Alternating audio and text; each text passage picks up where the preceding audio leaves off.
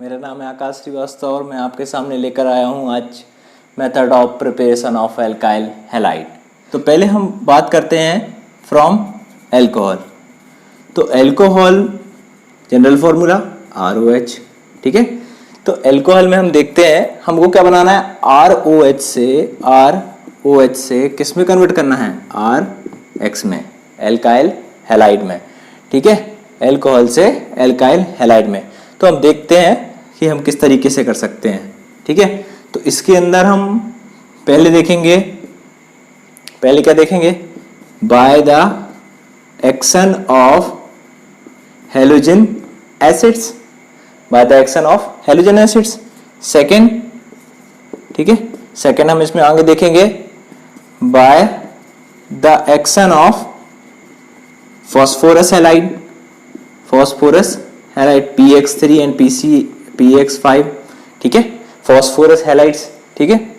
और थर्ड हम देखेंगे by the action of thionyl chloride, SOCl2, thionyl chloride.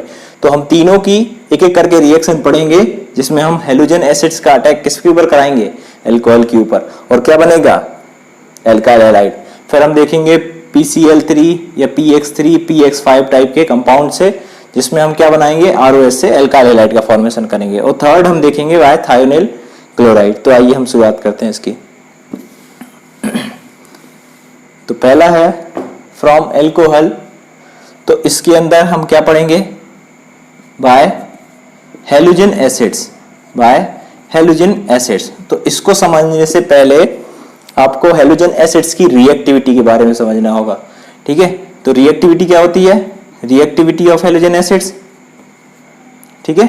हम रिएक्टिविटी देखते हैं कि हायर रिएक्टिव हेलोजन कौन सा है, ये है hydrogen iodide, then hydrogen bromide, then hydrogen chloride, और सबसे लोएस्ट रिएक्टिव है hydrogen fluoride. Decreasing order of the reactivity of halogen acids, ठीक है। अब ये बताओ कि हेलोजन आयोडाइड या जो हाइड्रोजन आयोडाइड है, ठीक है, ये हायर रिएक्टिव क्यों है, क्योंकि आयोडीन की साइज क्या होती है, बड़ी होती है, हाइड्रोजन की साइज क्या होती है, छोटी होती है, ठीक है। वो तो हाइड्रोजन की साइज जो है वो होती है, iodine in the halogens, iodine, bromine, chlorine and fluorine, सबसे लार्जेस्ट साइज किसकी होगी, आयोडीन की। तो ऑब्वियसली एक बात साफ समझ में आ रही है कि इनके बीच की जो बॉन्ड लेंथ होगी वो क्या होगी, ज्यादा होगी, क्योंकि ब्रोमीन की साइज किससे छोटी होती है, आयोडीन से छोटी होती है, ठीक है, मगर हाइड्रोजन की साइज तो वही होगी। तो इसमें क्या होगी, इसकी बॉन्ड लेंथ, इनकी बॉन्ड लेंथ क्या होगी, छोटी होगी, किससे, हाइड्रोजन आयोडाइड से। तो इजीली क्या हो जाएगा, जब बॉन्ड लेंथ बड़ी होती है तो कम एनर्जी में भी बॉन्ड्स क्या हो जाते हैं, ब्रेक हो जाते हैं। तो हायर रिएक्टिव कौन होगा, हेलोजन एसिड्स में हायर रिएक्टिव कौन होगा, हाइड्रोजन आयोडाइड, क्योंकि आयोडीन की साइज बड़ी है, हाइड्रोजन की साइज तो सब में एक सी है, ठीक है, हाइड्रोजन की साइज सब में एक सी है, बट यहाँ पर आयोडीन की साइज सबसे बड़ी है, उससे छोटी ब्रोमीन की, उससे छोटी क्लोरीन की, और सबसे छोटी फ्लोरीन की। इसलिए क्या होता है कि हाइड्रोजन की और आयोडीन की जो बॉन्ड लेंथ होगी वो हायर होगी, हाइड्रोजन और आयोडीन की जो बॉन्ड लेंथ होगी वो क्या होगी, हायर होगी। और बॉन्ड लेंथ ज्यादा होगी तो क्या होगा, जो एनर्जी लगती है वो एनर्जी कैसी लगेगी, कम लगेगी, ठीक है। तो हायर रिएक्टिव है, reactivity in order of alcohol, alcohol के ऑर्डर में हम देखते हैं, ठीक है। तो एल्कोहल के ऑर्डर में अगर एल्कोहल प्राइमरी होगा तो रिएक्टिविटी कैसी होगी, अगर एल्कोहल सेकेंडरी होगा तो रिएक्टिविटी कैसी होगी, टर्सरी होगा तो रिएक्टिविटी कैसी होगी, ठीक है। हम प्राइमरी की बात करते हैं। तो प्राइमरी एल्कोहल क्या होंगे, ठीक है, जिस कार्बन से हाइड्रोक्सी ग्रुप अटैच्ड है, उसी कार्बन से कितने एल्काइल की चेन ग्रुप अटैच्ड होनी चाहिए, एक होगी तो होगा प्राइमरी। बाकी दो वैलेंसी को हम किससे पूरा कर देंगे, हाइड्रोजन से। कैसे पूरा कर देंगे, हाइड्रोजन से, ठीक है। अब यहां पर सेकेंडरी क्या होगा, जिस कार्बन से हाइड्रोक्सी ग्रुप अटैच्ड है, उस कार्बन से क्या होना चाहिए, दो एल्काइल की चेन जुड़ी होनी चाहिए। कितनी एल्काइल की चेन, दो एल्काइल की चेन, ठीक है। तो इसको हम क्या बोलेंगे, सेकेंडरी। अगर तीनों वैलेंसीज किससे कंप्लीट हों, तीनों वैलेंसीज किससे कंप्लीट हों, एल्काइल ग्रुप की चेन से, तो क्या कहलाएगा, टर्सरी। अगर एक कार्बन से एक एल्काइल की चेन जुड़ी है तो प्राइमरी। अगर हाइड्रोक्सी ग्रुप जिस कार्बन से अटैच्ड है मीन्स अल्फा कार्बन, उससे कितनी चेन जुड़ी होनी चाहिए, 2 जुड़ी हैं तो क्या हो जाएगा, सेकेंडरी। अगर अल्फा कार्बन से 3 एल्काइल की चेन जुड़ी हैं तो क्या हो जाएगा, टर्सरी। तो इनकी रिएक्टिविटी का ऑर्डर क्या होगा, तो इनकी रिएक्टिविटी का ऑर्डर हम देखते हैं कि इस रिएक्शन को जब हम समझेंगे, इस रिएक्शन को जब हम समझेंगे तब इसकी मैकेनिज्म के बारे में हम पढ़ेंगे, तो इसमें हमें पता चलेगा कि इसमें किसका फॉर्मेशन हो रहा है, कार्बोकैटाइन का। किसमें किसका फॉर्मेशन होगा, कार्बोकैटाइन का। अब आप थोड़ा सा OH को अलग कर लीजिए, OH को अलग कर लीजिए, ठीक है। अब ये OH अलग हो गया तो आप बताइए इस कार्बन पर, इस कार्बन पर, इस कार्बन पर, ठीक है, पॉजिटिव चार्ज है। तो जब कार्बन पर पॉजिटिव चार्ज अटैच्ड होगा, ठीक है, तो ये क्या बन जाएगा, कार्बोकैटाइन। कार्बोकैटाइन हम पढ़ चुके हैं कार्बोकैटाइन की रिएक्टिविटी के बारे में, ठीक है। कार्बोकैटाइन ज़्यादा स्टेबल कौन सा होगा, जिसमें ज़्यादा एल्काइल की चेन जुड़ी होंगी, ठीक है, जिसमें ज़्यादा एल्काइल की चेन जुड़ी होंगी वो क्या होगा, हाइयर स्टेबल होगा।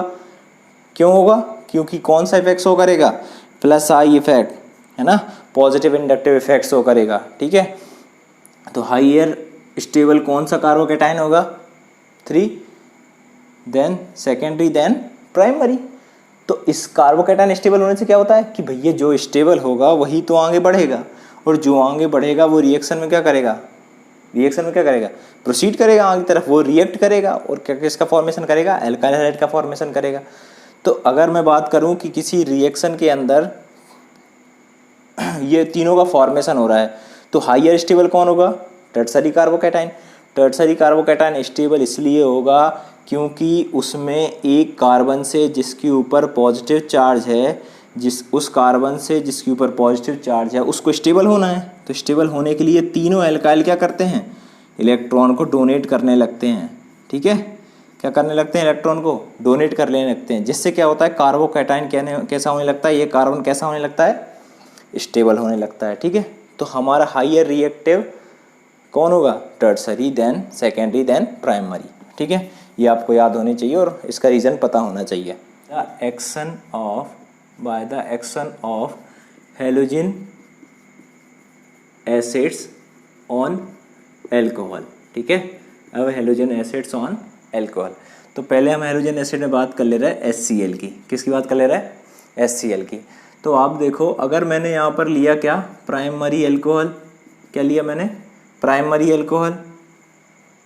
तो प्राइमरी एल्कोहल के ऊपर मैंने जब HCl गैस का अटैक कराया, जब मैंने HCl गैस के साथ रिएक्शन कराई, तो ये रिएक्शन होगी किसकी प्रेजेंस में, जिंक क्लोराइड की प्रेजेंस में। क्यों, क्योंकि हमने अभी पढ़कर आए हैं कि प्राइमरी क्या होगा, primary alcohol is the least reactive, primary alcohol is the least reactive. तो इसके कार्बन और ऑक्सीजन के बॉन्ड को तोड़ने के लिए किसको लेना पड़ेगा, जिंक क्लोराइड को। ये जिंक क्लोराइड यहाँ पर क्या काम कर रहा है, कार्बन और ऑक्सीजन के बॉन्ड को ब्रेक करने का काम कर रहा है। तो जिंक क्लोराइड यहाँ पर एक डिहाइड्रेटिंग एजेंट के रूप में वर्क करेगा, डिहाइड्रेटिंग एजेंट के रूप में वर्क करेगा, ठीक है। इसमें से क्या होगा, ये ऑक्सीजन, ये जो इलेक्ट्रॉन्स हैं ये कौन खींचेगा, ऑक्सीजन खींचेगा, क्योंकि कार्बन से ज़्यादा इलेक्ट्रोनेगेटिव कौन है, ऑक्सीजन है। तो कार्बन के ऊपर पॉजिटिव चार्ज और हाइड्रोक्सी के ऊपर, O के ऊपर आ जाएगा नेगेटिव चार्ज। सिमिलरली जब हेलोजन एसिड टूटता है तो H+ में और Cl- में, ठीक है। तो ये प्लस किसके साथ बॉन्डिंग क्रिएट करेगा, हाइड्रोक्सी के ऊपर साथ, तो क्या बनेगा, H2O, वाटर का फॉर्मेशन होगा।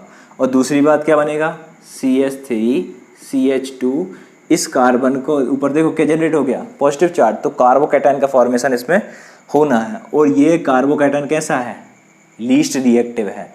इसी को रिएक्शन, इसी के कार्बन और ऑक्सीजन के बॉन्ड तोड़ने के लिए तो हमने क्या डाला है यहाँ पर, जिंक क्लोराइड का। और जिंक क्लोराइड कैसा होना चाहिए, एनहाइड्रस होना चाहिए, है ना। एनहाइड्रस होगा तभी तो वो क्या करेगा, डिहाइड्रेटिंग एजेंट के रूप में वर्क करेगा और कार्बन ऑक्सीजन के बॉन्ड को ब्रेक करेगा। अब देखो CH3CH2 के साथ कौन जुड़ जाएगा, क्लोरीन जुड़ जाएगा, क्या बना, CH3CH2Cl, ठीक है। इथाइल क्लोराइड, इथाइल क्लोराइड या फिर क्लोरोईथेन का फॉर्मेशन हो गया। अगर मैं बात करूं सेकेंडरी एल्कोहल की, तो अगर मैं बात करूं सेकेंडरी एल्कोहल की, ठीक है, ये हो गया हमारा सेकेंडरी एल्कोहल। ठीक है, अब सेकेंडरी एल्कोहल तो ये थोड़ा सा रिएक्टिव होता है, प्राइमरी से ज़्यादा होता है। तो इसमें भी हम क्या करेंगे, इसमें भी जब हमने हाइड्रोजन क्लोराइड का, ठीक है, हाइड्रोक्लोरिक एसिड का in the form of a gas, जब हमने रिएक्शन देखी तो हम रिएक्शन किसकी प्रेजेंस में कराएंगे, जिंक क्लोराइड, अभी बताया मैंने जिंक क्लोराइड, जो कि किसके रूप में काम करेगा, डिहाइड्रेटिंग एजेंट के रूप में काम करेगा। कैसा होगा, एनहाइड्रस होगा, एनहाइड्रस होगा तभी डिहाइड्रेटिंग एजेंट के रूप में वर्क कर पाएगा। और काम क्या करेगा, कार्बन ऑक्सीजन के बॉन्ड को ब्रेक करने का काम करेगा।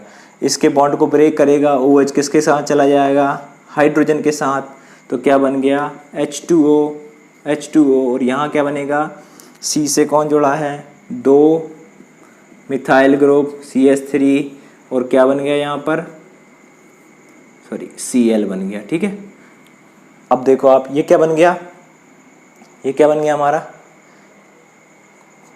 इसकी नंबरिंग कर दे रहे हैं, 1 2 1 2 1 क्लोरो 1 मिथाइल, ठीक है, 1 chloro 1 methyl ethane, 1 chloro 1 methyl ethane. ठीक है, ये बन गया हमारा। तो हमारा एक्चुअली बना क्या है, सेकेंडरी एल्काइल हैलाइड। तो हम प्राइमरी एल्काइल एल्कोहल का यूज़ करेंगे तो प्राइमरी एल्काइल हैलाइड का फॉर्मेशन होगा, और अगर हम सेकेंडरी एल्कोहल का यूज़ करेंगे तो सेकेंडरी एल्काइल हैलाइड का फॉर्मेशन हो जाएगा। ठीक है, बात समझ में आई।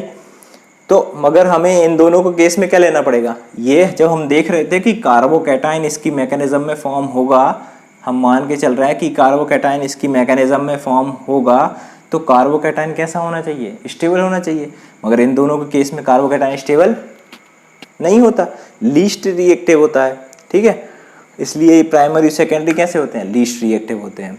तो हमको इनके बॉन्ड को तोड़ने के लिए क्या करना पड़ा, जिंक क्लोराइड का, जिंक क्लोराइड क्या है, डिहाइड्रेटिंग एजेंट है, एनहाइड्रस लेना है जिंक क्लोराइड को। सिमिलरली यहाँ पर भी एनहाइड्रस जिंक क्लोराइड के साथ रिएक्शन होगी, क्योंकि जिंक क्लोराइड क्या करेगा, इस कार्बन के और ऑक्सीजन के बॉन्ड को ब्रेक करने का काम करेगा। जब तक कार्बन ऑक्सीजन का बॉन्ड ब्रेक नहीं होगा तब तक एल्काइल हैलाइड का फॉर्मेशन नहीं होगा। सिंपल सी बात है। चलो, तो आगे हम इसके बारे में देखते हैं, हम टर्सरी के साथ कराते हैं इसकी। ठीक है, HCl की रिएक्शन किसके साथ कराते हैं, टर्सरी के साथ।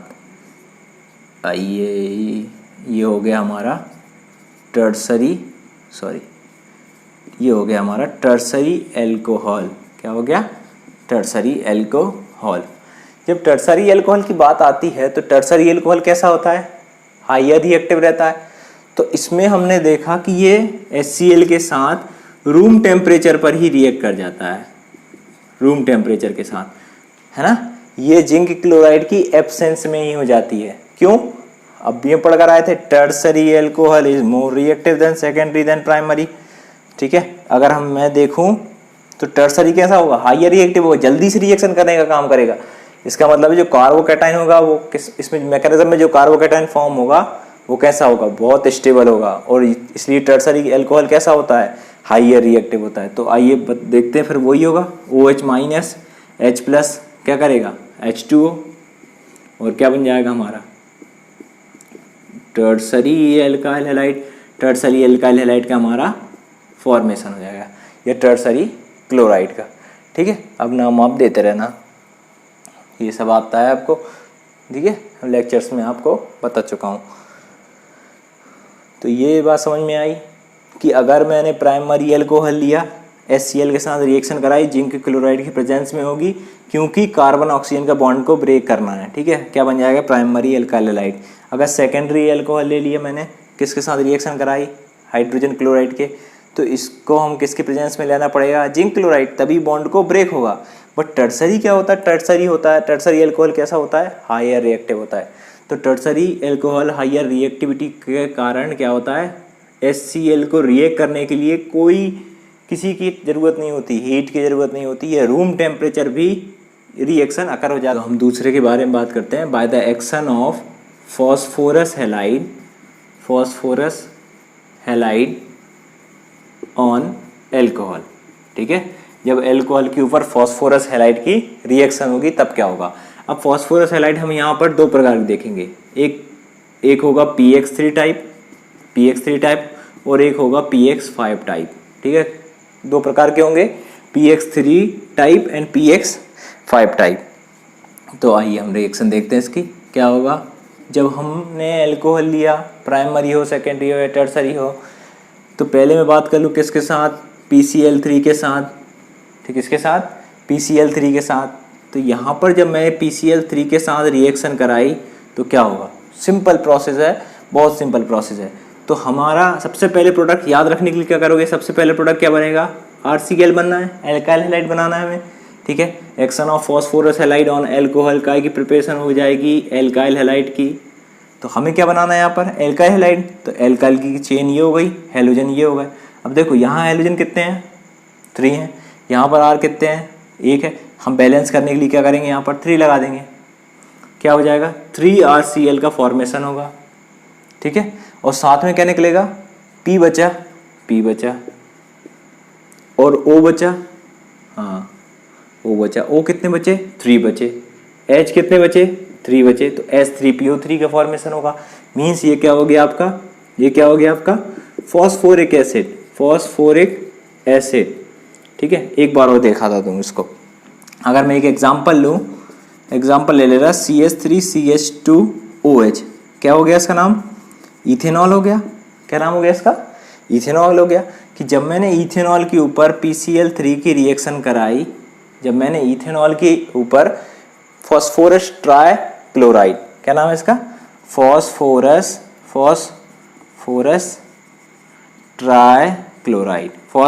ट्राइक्लोराइड की रिएक्शन कराई, किसके साथ, अल्कोहल के साथ।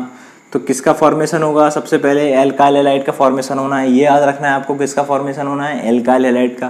तो इसमें एल्काइल कौन है, CH3CH2 कौन जुड़ जाएगा इसके साथ, हेलोजन। अब हेलोजन कितने हैं यहाँ पर, क्लोरीन कितने हैं यहाँ पर, 3 है।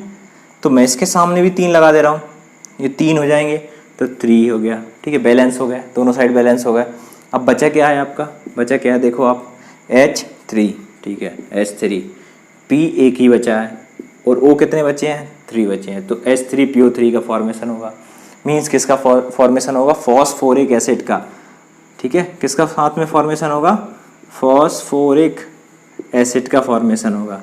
और क्या निकलेगा, इथाइल क्लोराइड का फॉर्मेशन होगा। अब मैं यही रिएक्शन किसके साथ करा के देखूं, PBr3 और PI3। तो ये दोनों कैसे होते हैं, ये थोड़े से अनस्टेबल होते हैं। तो अगर हमको क्या करना है, PBr3 का या PI3 का फॉर्मेशन करना है, PBr3 फॉस्फोरस ट्राइब्रोमाइड और फॉस्फोरस ट्राइआयोडाइड का फॉर्मेशन करना है, तो मुझको लेना पड़ेगा पहले रेड फॉस्फोरस, ठीक है। रेड फॉस्फोरस की रिएक्शन मैं कराऊंगा ब्रोमीन के साथ, ठीक है, ब्रोमीन वाटर के साथ या ब्रोमीन के साथ, ठीक है। चलो इसको अभी देखते हैं। तो ब्रोमीन के साथ रिएक्शन कराऊंगा मैं, किसका फॉर्मेशन होगा, बात समझ में आई। PBr3 और PI3 ये दोनों कैसे होते हैं, फॉस्फोरस ट्राइब्रोमाइड और फॉस्फोरस ट्राइआयोडाइड, ये कैसे होते हैं, बहुत ही अनस्टेबल होते हैं। तो इनको बनाने के लिए, हम स्टेबल बनाने के लिए क्या करना पड़ेगा, फॉस्फोरस, कौन सा फॉस्फोरस, रेड फॉस्फोरस को किसके साथ रिएक्शन करानी पड़ेगी, ब्रोमीन के साथ। जब मैं इसका ब्रोमिनेशन कराऊंगा, ब्रोमीन के साथ रिएक्शन कराऊंगा, तो ये फॉर्मेशन करेगा PBr3 का। तो मैं इसको बैलेंस कर देना है, क्या हो जाएगा यहाँ पर 6 12 हो गया, ठीक है, 4 3 या 12 हो गया, यहाँ पर 4 है, ठीक है, बैलेंस हो गया, 4 PBr3 का फॉर्मेशन होगा, ठीक है। अगर सिमिलरली अगर मेरे को फॉस्फोरस ट्राइआयोडाइड का फॉर्मेशन करना है, तो मैं क्या करूँगा, यही रेड फॉस्फोरस के ऊपर किसकी रिएक्शन करा दूंगा, आयोडीन की रिएक्शन करा दूंगा। तो किसका फॉर्मेशन होगा, 4PI3, सेम इसी को बैलेंस कर देंगे हम, ठीक है। तो अगर सिंपल बात है कि अगर मेरे को फॉस्फोरस ट्राइक्लोराइड के साथ रिएक्शन करानी है, तो मैं क्या करूँगा, एल्कोहल को फॉस्फोरस ट्राइक्लोराइड के साथ रिएक्ट कराया मैंने, और किसका फॉर्मेशन होगा, एल्काइल हैलाइड का। तो एल्काइल हैलाइड में कितने एल्काइल होंगे, 3 एल्काइल और 3 हैलाइड, तो 3 एल्काइल हैलाइड का फॉर्मेशन होगा और फॉस्फोरिक एसिड रिमूव आउट होगा। मगर यही चीज़ मेरे को PCl3 ना करके PbR3 या PI3 से, तो पहले मुझको ये फॉर्मेशन करना पड़ेगा। तो फॉर्मेशन करने के लिए मैं इनके लिए क्या करूँगा कि रेड फॉस्फोरस के ऊपर ब्रोमिनेशन कराऊंगा, तो फॉस्फोरस ट्राइब्रोमाइड बन जाएगा। और रेड फॉस्फोरस के ऊपर अगर मैं आयोडीनेशन कराऊंगा तो फॉस्फोरस ट्राइआयोडाइड बन जाएगा। सिंपल सी बातें हैं, ठीक है। इस प्रोसेस को हम बोलते हैं डार्जेंस प्रोसेस। इस प्रोसेस को हम क्या बोलते हैं? डार्जेंस प्रोसेस। डार्जेंस प्रोसेस से जो एल्काइल हैलाइड हमको मिलता है, डार्जेंस प्रोसेस से जो एल्काइल हैलाइड हमको मिलता है वो बहुत ही स्टेबल होता है, बहुत ही क्या होता है? स्टेबल होता है। तो ये अपने आप में ही क्या हो जाती है? इम्पॉर्टेंट रिएक्शन हो जाती है, ठीक है। PCl3 इम्पॉर्टेंट होने का रीज़न इसका ये है कि इसमें क्या होता है, इस एल्कोहल से जो एल्काइल हैलाइड का फॉर्मेशन हुआ है, जो एल्काइल हैलाइड यहाँ का फॉर्मेशन हुआ है वो कैसा होता है? बहुत ही स्टेबल होता है। इसलिए ये रिएक्शंस कैसी हो जाती हैं? अपने आप में ही नंबर 1 पर आ जाती हैं। चलो, तो सिमिलरली हम बात करते हैं यहाँ पर PCl5 के साथ। तो दूसरा हमारा क्या? Phosphorus pentachloride. तो जब मैं एल्कोहल के ऊपर फॉस्फोरस पेंटाक्लोराइड का अटैक कराऊंगा, फॉस्फोरस पेंटाक्लोराइड का या फॉस्फोरस पेंटाब्रोमाइड का, तो यहाँ पर किसका फॉर्मेशन होगा? इसमें किसका फॉर्मेशन होगा? सबसे पहले तो मेरे को क्या निकाल देना है? RCl, एल्काइल हैलाइड का फॉर्मेशन होगा। दूसरा क्या बचा है अब यहाँ पर? दूसरा क्या बचा है यहाँ पर? अभी 4 क्लोरीन बचे हैं, एक H बचा है, H प्लस और Cl माइनस क्या बना लेंगे? HCl। अब क्या बच गया? अब क्या बच गया? P बच गया, ठीक है, P बच गया। और क्या बच गया? PO बच गया, PO। और Cl कितने बचे हैं? 3। तो किसका फॉर्मेशन होगा? POCl3। चलो एक बार इसका एग्जाम्पल से हम इसको समझते हैं। तो अगर मैंने यहाँ पर मीथेनॉल लिया, क्या लिया यहाँ पर? मीथेनॉल। तो मीथेनॉल के ऊपर मैंने किसकी रिएक्शन कराई? फॉस्फोरस पेंटाक्लोराइड की, ठीक है। मीथेनॉल के ऊपर फॉस्फोरस पेंटाक्लोराइड, पेंटा मतलब 5, क्लोरीन मतलब क्लोरीन है तो क्लोराइड लिख दिया हमने, यहाँ पर कंपाउंड में आ गया। तो फॉस्फोरस पेंटाक्लोराइड की रिएक्शन कराई, क्या होगा? सबसे पहले तो CH3Cl का फॉर्मेशन होगा, CH3Cl का फॉर्मेशन होगा, और H और Cl याद रखने के लिए हाइड्रोजन क्लोराइड का फॉर्मेशन होगा। अब बचा क्या? बचा क्या? आप वो लिख देना। आप क्या बचा है यहाँ पर? PO और Cl कितने बचे हैं? 3। तो POCl3, फॉस्फोरस ऑक्सीक्लोराइड, ठीक है, हाइड्रोक्लोरिक एसिड और क्लोरोमीथेन या मिथाइल क्लोराइड का हमने फॉर्मेशन